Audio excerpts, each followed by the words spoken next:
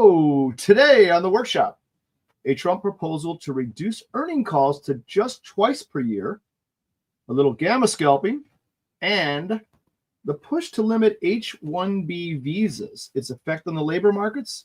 All this and more after the bell.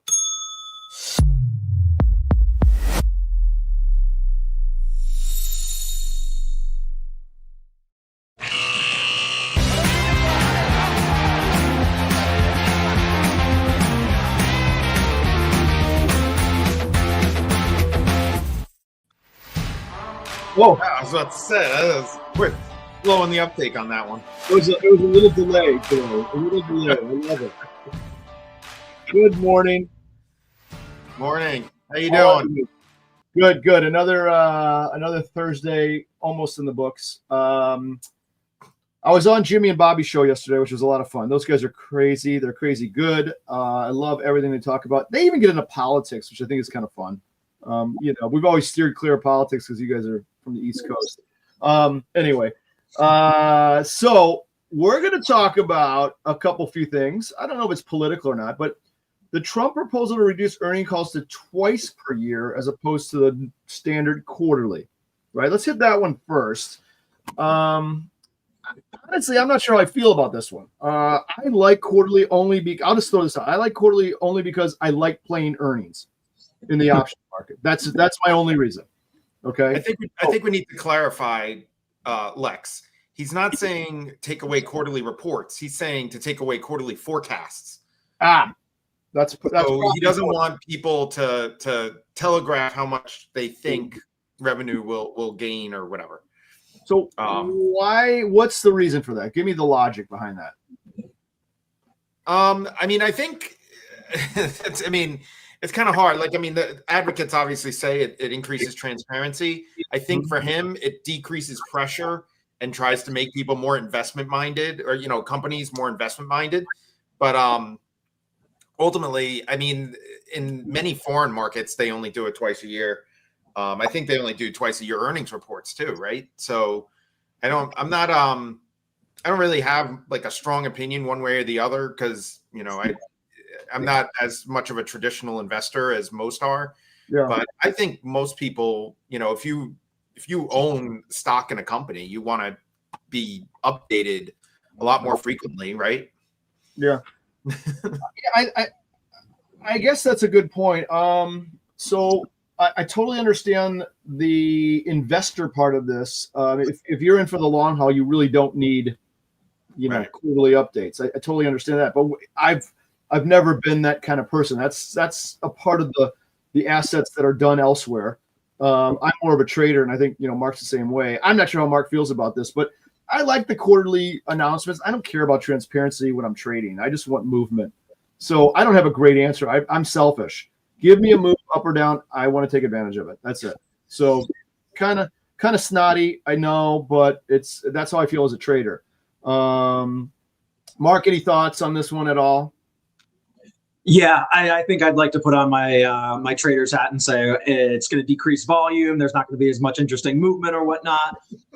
A lot of these same criticisms came out around like the Sarbanes-Oxley time, right? When there was the increased transparency and what a burden it is for companies. And okay, now people are managing expectations on a quarterly basis. I don't know, maybe there's something to that. But there's also something to the idea that investors deserve to know what's going on in the company that they own. So I think I'm with both of you in that I don't necessarily feel particularly strongly either way. Yep. But man, anything that goes against volume, I don't know if I can be a fan of. Yeah, I agree with that. Here's a comment from Doug.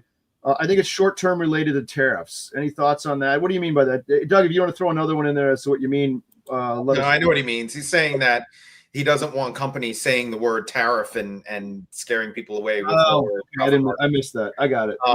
Yeah, that's a good point, I guess. But I think it's just I think it does create a little bit of a burden, but I don't know, I think it also depends on the industry. Like if you're in NVIDIA, you kind of want like quarterly updates to their forecasts because things are moving really quickly. But if you're, Dominion Energy and you're just sitting there with your utilities, what's going to change? Yeah, right? Like people are still using electricity. Thank you. Right. Yeah, I don't know. I think I like the quarterly. I'm gonna put my hat down on that one. I don't want less volume. I don't mind the outsized moves on a quarterly basis. I'm fine with it. And by the way, Mark, you always allude to this, or not even allude. You actually say it, that the option markets are so well priced, right? Our hammer at the straddle level is pretty darn good most of the time, right? For these things, it's not like there's a lot of outlier surprises. There's some, granted, but not a ton. Thoughts? Some of that comes from the fact that they are updating quarterly, right? Like, I think if you go to a lower frequency, you're probably, less information, less data points, a longer horizon you're predicting, the results over. Like, that's going to create bigger surprises and bigger differentials, and like liquidity feeds on information. So I'm a fan of that. I'm a fan of more frequent reporting for that reason. Okay. So you're like, maybe like what Doug said here again.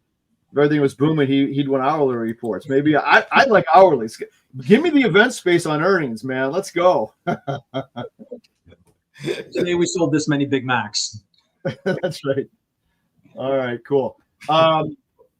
Number 2, let's go to H-1B visas first before we get the gamma scalping, because this is, we'll stay in the newsy kind of part of the equation here.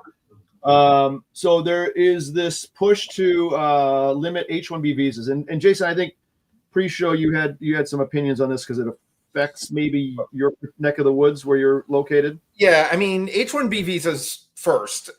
Let's define what it is. Yep. Basically, it is a way to get foreign workers with a highly specialized skill set into America to work for a company.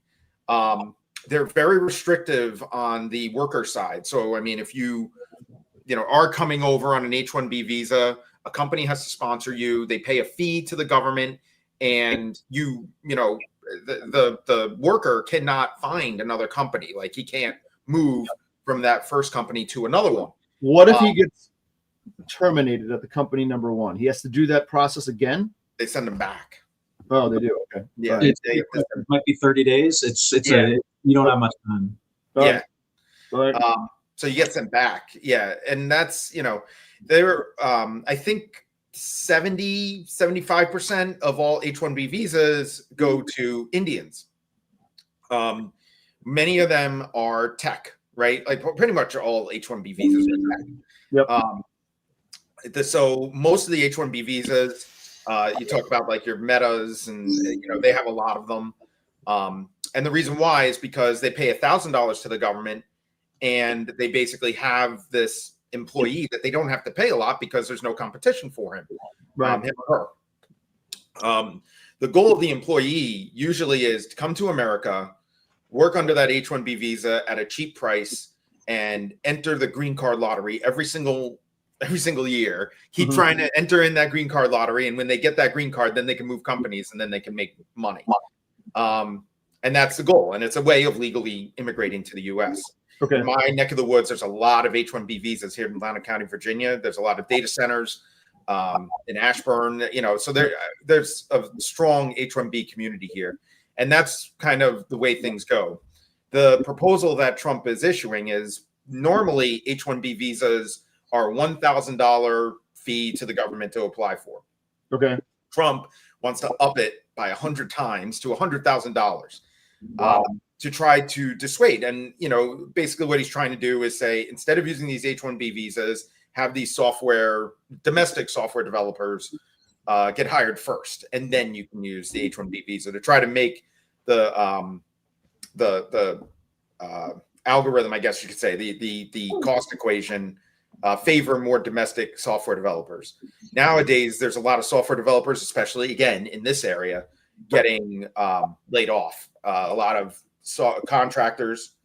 I'm sorry, were you trying to talk, Lex? No, I'm trying to tell my dog to shut up. Well, I hope that's not a euphemism for me. No, so. I put myself on mute and said, shut up. But around here, there's a lot of software developers getting fired from government contractors in particular. Not a lot of government employees are losing their jobs yet from Doge or whatever, but a lot of contractors are, and a lot of developers are. So I think Trump is seeing his immediate geographic area be affected by by these layoffs. So he's trying to get domestic hiring Well, first. let me ask you a question. Again, I'm not very well versed on this one, but I'm just thinking sort of logically. Maybe it's not logical. It's illogical. But if there is that sort of pressure on bringing these talented, technologists, let's call them for lack of a better term, here, doesn't that sort of incentivize a company to move the work abroad in a way? Well, so the workers that are coming over here desire to stay here. I mean, India has basically H-1 visa farms like for training and all kinds of stuff out in India. Software development in India, like if you tried to hire a software developer in India, they're cheaper than anywhere else in the world. Right. Pretty much because they have so many of them. But that being said, I don't think, especially in a software development world, you don't need to be in the same spot. I think a lot of especially big companies, Meta, all that, they want all their software developers to kind of be in a similar area, and they don't want to pay them a lot. And the H-1B visa program allows them to do that. It is kind of a broken program because of how cheap you can get the labor, and it's kind of unfair to not only the person coming over, but also to domestic software development, Right. So I'm not completely against the policy. But the thing, I think instead of just giving that money to the government, and the government trying to take advantage of this program, for monetary purposes, they should have higher wage requirements for H-1B visa recipients. That would change the calculus the same way and be more fair to the person coming over. But this kind of does the same thing and gives the money to the government. So yeah, I mean, I don't know. I can think of a handful of ways to skirt this if I'm a company. That's all. I mean, you could, like I said, you're going to move talent overseas, or you set up a shell company in Grand Cayman, and their members there or whatever, and knock yourself out. I don't know. I don't know. I'm not sure how I feel about this. The visa itself comes from the U.S. government, so you can't set up a shell company in Cayman, have a Cayman visa. That doesn't work that way. You have to go through the American government in order to become, in order to get the visa. Right. In order to come to America, you have to get it through the American government. You can't just be a shell company in Cayman. Yep. I kind of think, you can to move your whole operation overseas. There's a lot of other considerations too, especially for development. The electrical grid is one. All the data centers in America. America has the best internet kind of center. The infrastructure. Yep. So I don't know. Moving it overseas is a thought, but it's not. I think that America's the place to be if you're doing any kind of software development work. Right. What was interesting though, I think when this news came out, what was it, a week ago now? I can't remember. Several days to a week. I think we initially, the tech sector got hit a little bit, and then it kind of, hit a floor and just bounced and screamed, right? As a result of this. So that was an interesting tell, I thought. So the markets absorbed it pretty well. Yeah, I mean, a lot of it. I think it went down for one reason, which was the H-1B visa fee, because that is a huge increase in new applications. But I think it bounced because of all the billions that people are saying they're going to invest in OpenAI and Intel and all that kind of stuff. So I don't even know how these billions are going to be spent. It's just I will invest $55 billion in OpenAI. Okay. Just the goal is throw a big number out there and make Trump happy. Yeah, there you go. All right. Are issued any given year? Does anyone know? Say that again. Would you say, Mark? H-1Bs get issued in any given year? Yeah, I had that up here. Jason, do you know? 65,000 regular, 20,000 for master's degree or higher from U.S. schools, and it says most go to tech, healthcare, and finance. Mm-hmm. So those are the numbers I have, and I don't know how accurate they are, but that's what I got. 65,000 regular. Yeah, I don't know how many of those are renewals. So probably I don't know if that counts for renewals. I don't know. A lot of them probably are renewals. Right. And that 100,000 doesn't count for renewals or renewed applications. It won't count for. It's just new ones. Yep. Okay. All right, let's. I know we got a tight window today. Sorry. Let's move to your question from one of your viewers, Jason, or followers, the Jason follower. Tell us about it. It's about gamma. Yeah. So, I mean, I get, obviously I get a lot of retail traffic, and some people started coming to me from Reddit communities talking, and somebody asked me, how do I gamma hedge? And my first thought was, why do you want to, number one, why do you want to do that? And number two, like, who told you this? Because this is somebody who's just like very new to options itself. Mm-hmm. And they kind of said, like, gamma hedging, it's the holy grail of option strategies and it never loses. And I was like, oh, really? And it just, that was kind of the essence. Like, we talk about butterflies and same day condors here, mm-hmm. and gamma hedging is another option strategy, right? And I kind of wanted to toss that into the ring and say, number one, as a retail investor, like all three of us kind of are, do you gamma hedge? And number two, should we or not? Okay, so let me stop you there. We're going to take a couple steps back. So we're going to let Mark be his scientific, professorial self and define gamma for people who might not know what that is. So, Mark, I'm putting you on the spot, but I know you know the answer, so I'm not worried. So, first of all, let's gamma is one of the Greeks, okay? And you can talk about the derivatives of it if you want and get a little technical. But what is gamma for some of the newer folks who are watching and might not know what that means? Sure. So gamma is a sensitivity, right? It's a sensitivity in the options pricing model to how much your delta is going to change as the underlying stock moves. So when you're hedging your gamma, you're adjusting your delta position that has accrued due to movement in the underlying. Okay, perfect. So that being said, gamma can be in a position, okay? Can be either positive or negative cumulatively, right? You're going to have some shorts, you're going to have some longs. The net number is going to be your gamma position in the the overall position, right? So the interesting part here is for a retail person, I find it peculiar that we would worry about the gamma part of this. Any thoughts there? I know, Jason, you just said it. Mark, you have any thought on that? Is it something that you find valuable for a retail person, or is price more of an interesting component? I bought it at $5. I'm selling it at $8. That's all there is to it. I think you're right that price is definitely going to be the most important part of it. And, I think it's just funny that like gamma scalping is this like very sexy name for what's basically just risk management. Like market makers, dealers are hedging their gamma, they're scalping their gamma.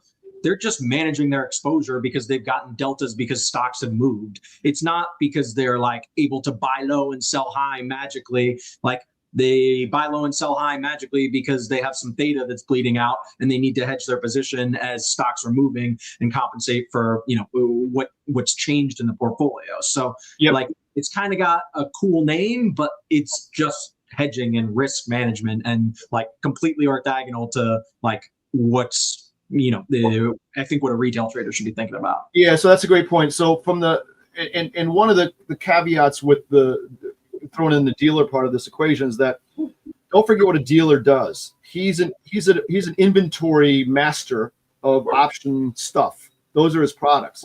So he naturally has that inventory in his fold, and he has no other choice but to manage that Greek risk, because he isn't buying offers and selling bids to get out of it. That's not his model or her model or its model, right? So they have to employ some sort of gamma hedging or gamma scalping to sustain profitability and move the portfolio around a little bit as well, right? Mark, what'd you say? Yeah, and it's only called scalping because when you're necessarily long gamma, when you're back spread, when you own options, you don't call it gamma descalping. I mean, pejoratively, you can, of course, but like, if your short options and they're going away from you and they're going through your strike, like you want to hedge that too. That's like the flip side of this whole thing. So like it's just risk and inventory management. It's not like a strategy in and of itself any more than, it's just risk management. Yeah. I'll tell you a quick story too. When I first got into business in the 1800s, my backer was a long gamma, long premium kind of person. That's what he did. So I held his computer, and he was one of the first ones to have a computer, and it had his, had price ranges. So spot zero was where the stock was now. And he had them up every 25 cents, let's say. I don't remember exactly, but he had 10,000 gamma in one of these stocks. And he just said, I want you to sell 10,000 shares here.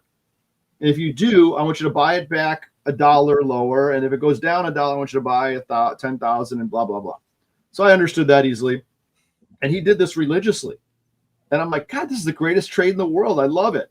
So this is when I was a clerk. And when I finally got the money put in my account, I passed all the tests and his tests. I went down and said, wow, that was easy. I'm going to do that. Well, guess what? How much did that 10,000 gamma cost? It was expensive, and it blew my account out in 6 months. So I was like, that crap doesn't work. What the hell? How come he can do it so easily? What I didn't know was all the other stuff that was going on in the trading part of it. Right. That he was massaging the hell out of that entire inventory by trade. And for me, being long gamma and long premium, and it's just not my personality. Okay, so it's not for me. I just feel that I feel like I'm thrown into a lake. I can't touch the bottom. I've got army boots on. I've got flak wear. I've got a weight vest, and I just got to tread water, gamma scalping, so that my head stays above it. I'm not losing money. And occasionally I start gurgling going under, and then hopefully I get an outsized move, and I can take all that stuff off and get to the shore. That's my analogy of long gamma. Now, have I ever done it in my pro world? Of course I have. I've had to, but it isn't my favorite. It isn't my favorite. I like the other side of that selling premium. I like being the timekeeper, which means kind of like Warren Buffett. I'm selling insurance premium. I'm collecting it. I'm going to pay a claim once in a while, but if my tables are correct, it's very much limited because I'm risk kind of adjusted as well. So I know Mark, you come from a different world, so you're the other side. I get it. A little bit longer than you. Yep. So I mean, first of all, I got this image in my head when Lex was saying he was the first one down there with a computer, all these, people, all these cavemen in loincloths with abacuses. No, it was the 1800s. I told you that. But anyway, the thing as a retail, as somebody who's never been a market maker, but has heard of gamma hedging and looked at it and even has a program that would do it for me. Yep. It's very costly for the retail investor between either commissions or PFOF or slippage. Every single trade you're making, you're just losing a little bit of edge every single time. And, these people are trying to dynamically hedge the retail. The retail gamma hedgers are trying to dynamically hedge. And their portfolio is one long straddle. So it's kind of like there's a very narrow path to profitability in gamma hedging as a retail investor. So that's kind of why I was so yeah, I think it's a good point. And Mark, I think you feel the same way about that for a retail person. I'll let you chat on this after a second, but I agree with that. My feeling is that for a retail person, your first job is to have a thesis, okay? A trade idea generated. I don't care what it is at this point. It could be when it's cloudy out, for all I care. But make sure it's somewhat backed with some sort of data. Once you have that, you better have an exit strategy after that. And it doesn't mean gamma scalping. It means getting out of the position. Either it's going to go bad or it's going to go good, and hopefully it goes good all the time for you retail folks, and you're always getting out for profits. But to me, that's kind of the retail model. You don't have the ability as a retail person to live and thrive between the bid and ask. I get spiders are really tight. They're a penny wide. I totally understand that. So maybe that's a place you can play a game. But you're giving up edge every time you make that decision. So why not make it in a little bit of a time frame so that your strategy can marinate and come to fruition and you get out? Okay, Mark, any of that make any sense at all for a retail guy, not for a pro? Gamma scalping isn't a strategy. Like it's not. That's like saying selling stock is a strategy. Like it's meaningless to say that like gamma scalping. It's just something that you do by nature of managing a book of risk. It's not a strategy. Yep. Right. Here's a nice comment from Lucas. You guys read that? I'll read it. I tested dynamically hedging my short premium, and the only way to make a profit is to just go naked. I've gone naked a lot. It's not pretty. I had to learn it the hard way. So I would say be careful with naked. And I don't mean taking your clothes off. I mean not having protection. I lost a large six-figure number in the pro days, Gene, being just naked long calls. It probably works most of the time, but when it doesn't, it's really going to leave a mark. It's going to take an arm off or a leg. So you got to be careful on those. Love selling the premium, but I want to know what my ultimate risk is. Good point. Thanks, Lucas, for that. All right. Unfortunately, guys, you know what time it is. It's time to sing the goodnight song for today. Great show. I want to tell the audience, too, make sure you email me on this. This is important because I don't have my code up. So it's lex@tradier.com. If you aren't a Tradier account holder and you want to be, send me an email. We have a promo for you. You can get up to a year free of Tradier Pro with us and all kinds of good stuff beyond that, depending on account sizes, blah, blah, blah. But we can chat in the email, lex@tradier.com. We will have a promo QR code in a future show. We're working on that. Mark, tell them about yourself. Give them a commercial. Where can they find you? You can find me at harvestedfinancial.com. And if you're interested in more details about gamma scalping, I actually wrote about this last week in the Till. So check out till.substack.com for why gamma scalping isn't a strategy. Perfect. Thanks. And Jason, give them your plug here. www.vol.land for dealer positioning. And that's it. No ADM funds. Okay. No dealer ADM positioning. We also have addamnfunds.com, but I try to avoid talking about addam funds because that's an RIA. Mark's an RIA. Oh, I get it. You guys want to compete. Let's all tie and get a little first place ribbon. Terrific. All right. Great show, guys. Thanks for coming. Have a great weekend. Mark, what else do we have to do with the rest of the week? Happy trading. Thanks, guys. Have a good one.